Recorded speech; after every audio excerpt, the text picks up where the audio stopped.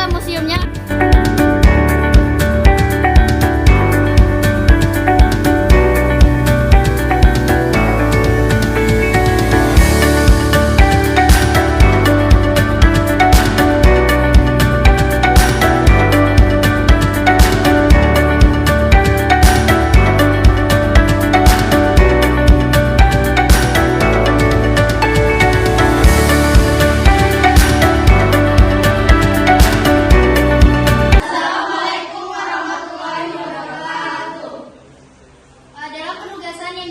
Bapak Hendra mengenai sejarah perjalanan uang sebelum dan sesudah kemerdekaan Indonesia, kami akan mewawancarai Kak Salman Al-Rashid selaku pemilik Museum Uang Dunia mengenai sejarah uang kertas di Indonesia. Oke, dalam penugasan yang diberikan oleh Bapak Hendratno mengenai sejarah perjalanan uang kertas sebelumnya. Dalam penugasan yang diberikan oleh Bapak Hendratno mengenai sejarah perjalanan uang kertas sebelum dan setelah kemerdekaan Indonesia. Di sini kakak akan menjelaskan dahulu kedatangan Jepang dan Netherlands Old Indies atau Indonesia. Jepang datang ke Indonesia melalui Tarakan, Kalimantan Timur pada tanggal 11 Januari 1942. Melalui Tarakan, Maluku, Sulawesi, Jawa, Sumatera, dan wilayah lain sebagainya itu, dan berhasil menduduki seluruh wilayah itu pada tanggal 8 Maret 1942. Melalui perjanjian Kalijati, Belanda menyerah dan takluk, sehingga Belanda mengungsi ke Australia dengan bantuan sekutu yaitu Amerika Serikat. Dengan datangnya Jepang ke Indonesia, tahun 1942 Jepang mencetak beberapa pecahan mata uang kertas, namun masih menggunakan inskripsi berbahasa Belanda dan mata uangnya Belanda. Mungkin bisa lebih dekat. Mereka masih menampilkan inskripsi Da Japase Regering, artinya pemerintahan Jepang menggunakan bahasa Belanda. Dan mereka menggunakan mata uang Belanda yaitu sen dan gulden, yaitu yang memiliki mata uang Belanda. Mereka mencetak beberapa pecahan 1 sen, 5 sen, 10 sen, setengah rupiah, 1 rupiah atau 1 gulden ya, 5 gulden dan 10 gulden. Seluruhnya inskripsinya ada Japase Regering atau pemerintahan Jepang dalam menggunakan bahasa Belanda. Contoh mata uangnya misalnya saya tunjukkan seperti ini.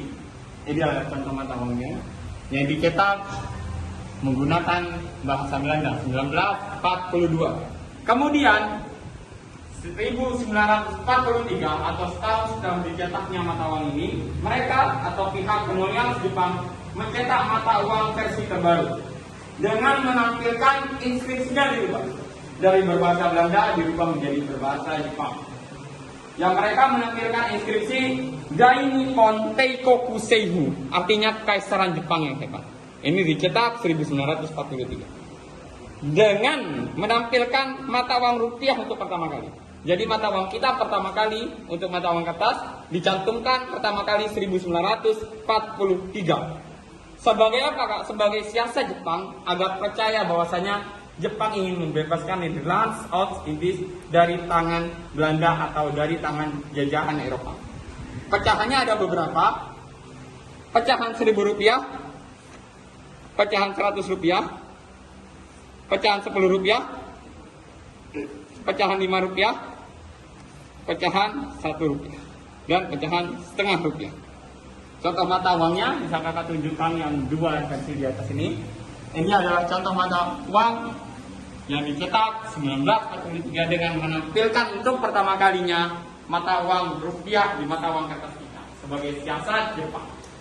Di tahun yang sama, tadi kakak sudah jelaskan bahwasanya Belanda mengungsi ke Australia dengan bantuan Amerika Serikat. Di Amerika Serikat, Belanda membuat suatu organisasi bernama Netherlands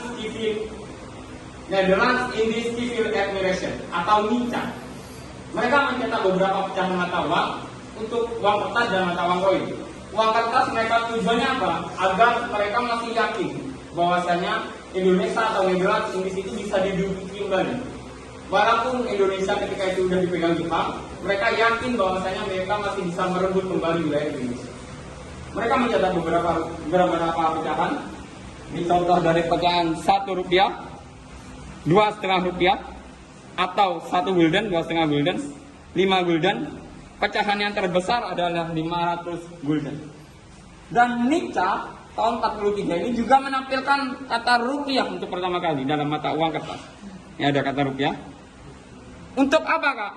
Karena pada tahun 43 ini ada dua mata uang yang dicetak bersama-sama, yaitu rupiah dari Jepang dan rupiah dari Nica.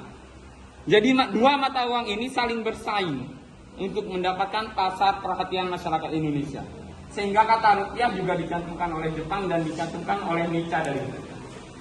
Dan mata uang ini, mata uang Nica, ini disebut dengan mata uang merah oleh masyarakat. Kenapa? Karena mata uang ini itu disebut oleh masyarakat kita sebagai mata uang yang ilegal.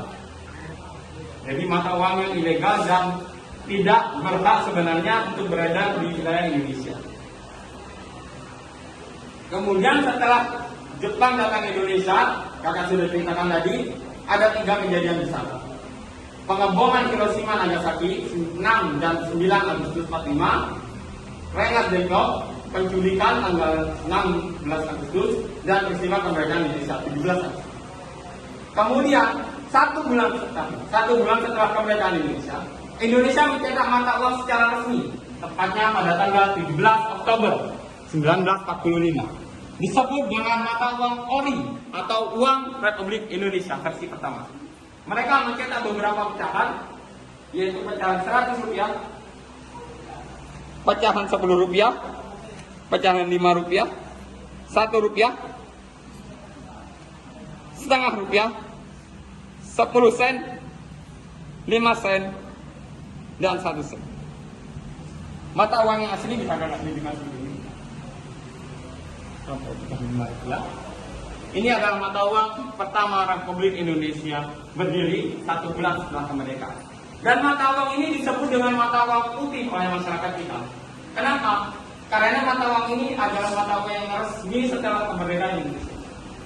Sedangkan mata uang Nica disebut dengan mata uang merah karena ini disebut dengan mata uang yang ilegal. Jadi ada dua mata uang yang saling bersaing antara Nica, mata uang merah, dan ori atau uang Republik Indonesia yang disebut dengan mata uang putih. Kemudian Belanda dikala melakukan agresi militer 1 dan 2, mereka mencetak mata uang juga. Penyerangan yang dilakukan oleh Ratu Wilhelmina atas penyerangan agresi militer 1 dan militer 2 itu dilakukan untuk berusaha merebut kembali wilayah Nederland tahun 19. Mungkin bisa dipegang sebentar. Mereka mencetak beberapa pecahan yang bertuliskan The Java Bank. Pecahan 1000 gulden, 500 gulden, 100 gulden, 50 gulden, 25, dan 10 gulden. Yang tadi sudah kakak jelaskan seluruhnya, itu mata uang dari The Java Green sampai dengan The Java Bank. Itu seluruhnya totalnya ada 6 mata uang. Dan mata uang itu tidak berganti digunakan, namun secara bersama-sama digunakan. Sehingga menyebabkan hiperinflasi mata uang. Jadi mata uang kertas yang beredar di wilayah kita itu sangat banyak.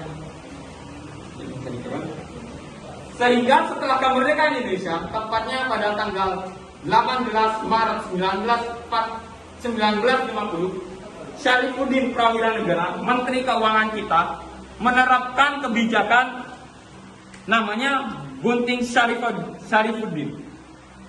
Dicetuskan 18 Maret, diterapkan 19 Maret. Yang kebijakan tersebut menerapkan kebijakan untuk memotong mata uang ilegal. Contoh ini, mata uang di Java Bank yang dicetak agresi militer 1, mereka memotong mata uang ini menjadi 2 bagian.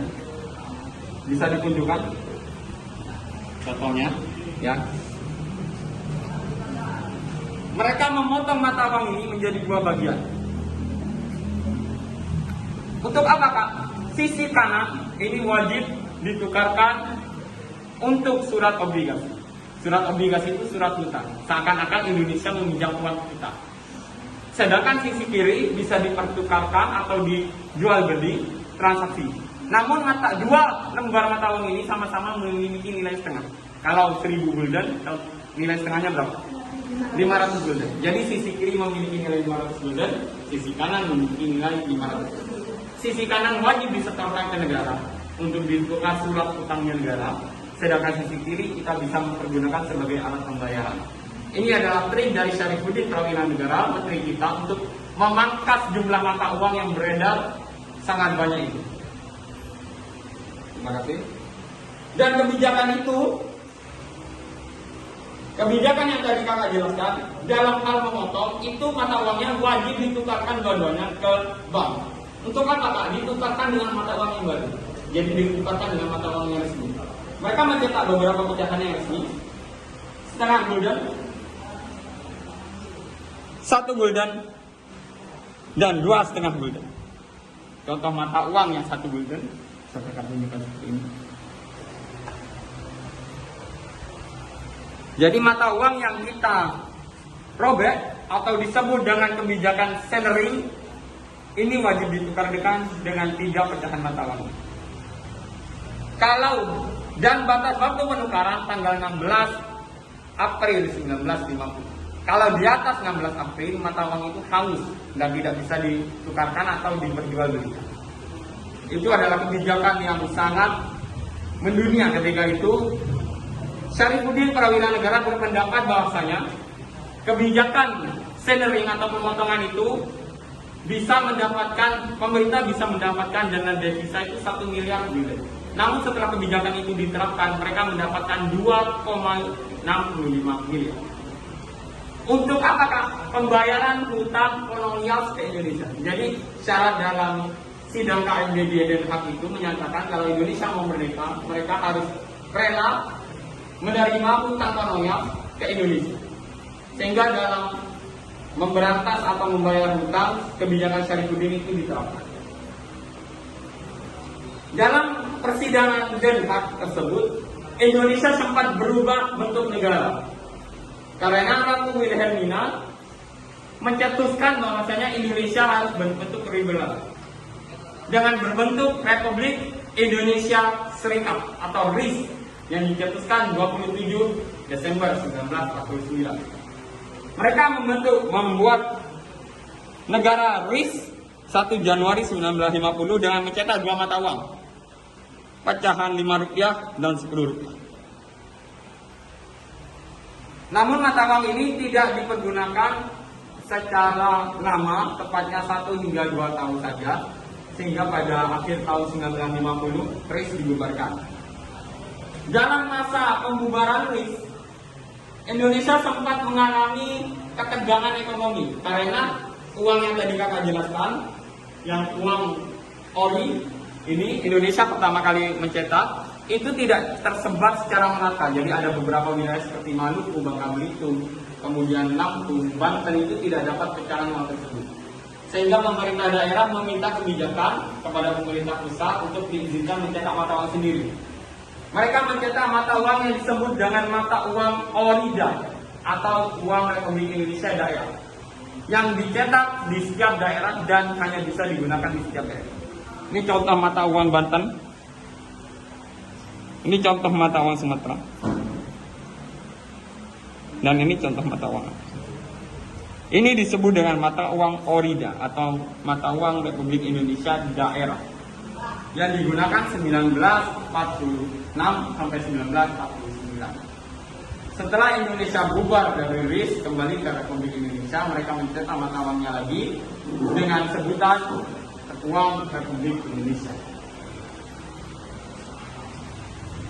Sejak saat itu Indonesia mencetak mata uangnya sendiri atas nama Republik Indonesia, yang sekarang kita kenal dengan sebutan NKRI, Negara Kesatuan Republik Indonesia. Itu adalah perjalanan panjang dari sejarah penggunaan uang kertas sebelum dan setelah kemerdekaan Indonesia. Bagi saya, selembar uang kertas dapat menceritakan perjalanan hidup bangsa. Sejarah uang adalah sejarah suatu bangsa. Tanpa adanya uang, kita tidak akan mengenal bangsa kita.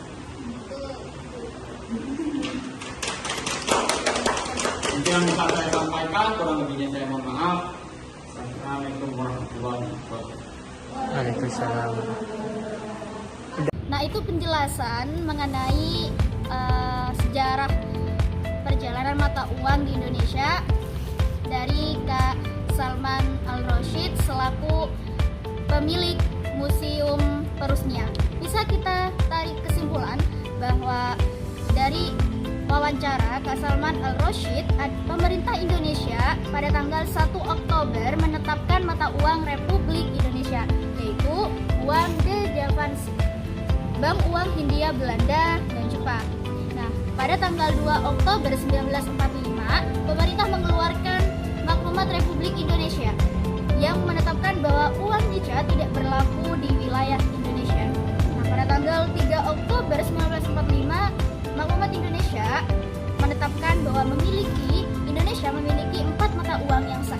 Yang pertama ada de Javanse Bank, yang kedua ada de Javanse Reguli, yang ketiga ada de Nippon Emisi, yang keempat ada de Nippon Seifu. Bersamaan dengan dikeluarnya maklumat tersebut, pemerintah berencana menerbitkan uang Republik Indonesia atau original. Nah, pada tanggal 18 Maret 1950, Menteri Keuangan Syarifuddin Prawiranegara menerapkan kebijakan gunting kuku. Nah, menurut Kak Salman Al-Rashid, selembar uang kertas dapat menceritakan perjalanan hidup bangsa. Sejarah uang adalah sejarah suatu bangsa. Tanpa ada uang, kita tidak bisa mengenang suatu bangsa. Nah, itu penjelasan dari perjalanan sejarah mata uang di Indonesia. Kurang lebihnya saya mohon maaf. Wassalamualaikum warahmatullahi wabarakatuh.